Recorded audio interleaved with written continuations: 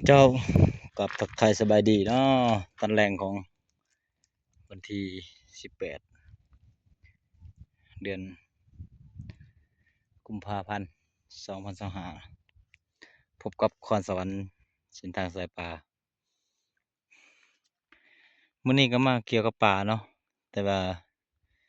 มาเลาะเบิ่งอันนั้นผักที่เขาเอิ้นว่าผักหวานเนาะนี่มันเส้นทางเต็มดอยพูเด้อ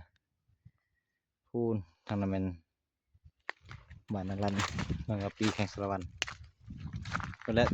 จ่ายผู้ตอนนั้นเราสิเบิ่งผักหวานเนาะผู้ต่ำผู้น้อย3ศพค่อยคำยำแรงเนาะหลังจากไปตัวนี้ก็คือเบิ่งไก่เอาไปเลยกกแหลกแขกมันก็เลยเนาะกกตะมีกกหวานก็คาดว่าคือสิเป็นใบงามอยู่แต่ว่าบ่ทันมีคนเก็บเนาะบ่ทันมีคนหูดมันก็บ่ทันเป็นอันนี้มันเริ่มต้นกกหวานมันถ้าเราจะเก็บไว้เราก็หูดตัวนี้กินนี่เป็นยอดนึงเนาะได้ปลามา2-3ตัวก็คือได้สดน้ำนะเนาะได้สดน้ำก็เลยพาพ่อแม่พี่น้องมาเลาะเบิ่งตามคลิปเอาถือว่าสำหรับกบนี่ก็สิได้อยู่ยอดนึงเนาะแต่หัวเด้อพี่น้องเอ้ยคันสิเอาแล้วก็บ่เอาก็ได้นี่แหละผักหวานคักละบ่บัดนี้หาเก็บมาฝากนี่เด้อพี่น้องว่าเนาะยามมันหลายนี่บ่ติเนาะเดือน5เดือน6จะเก็บผักให้พ่อแม่พี่น้องได้กินอยู่แต่ว่าเดือนนี้นี่ขนาดคนบ้านเองเขาก็ยังซื้อเอาเนาะเพราะว่าไปปรุงแต่งอาหารใส่กับ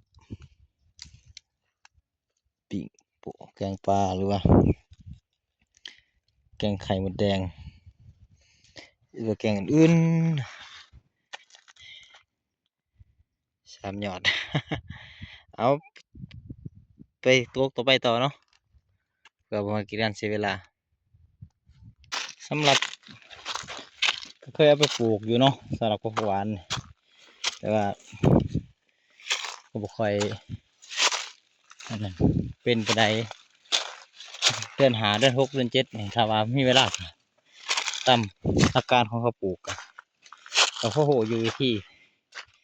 ก็คือเอาหมากมันที่ชุกแล้วก็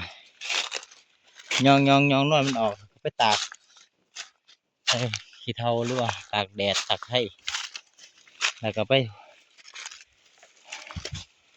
เฮ็ดพุ่นเนาะพุ่นอาจจะเป็นขี้แกะปนดินขี้งัวปนดินเฮ็ดพุ่นแล้วก็ถมแล้วก็เอาน้ำผักหวานไปใส่หลังจากใส่แล้วก็ประมาณ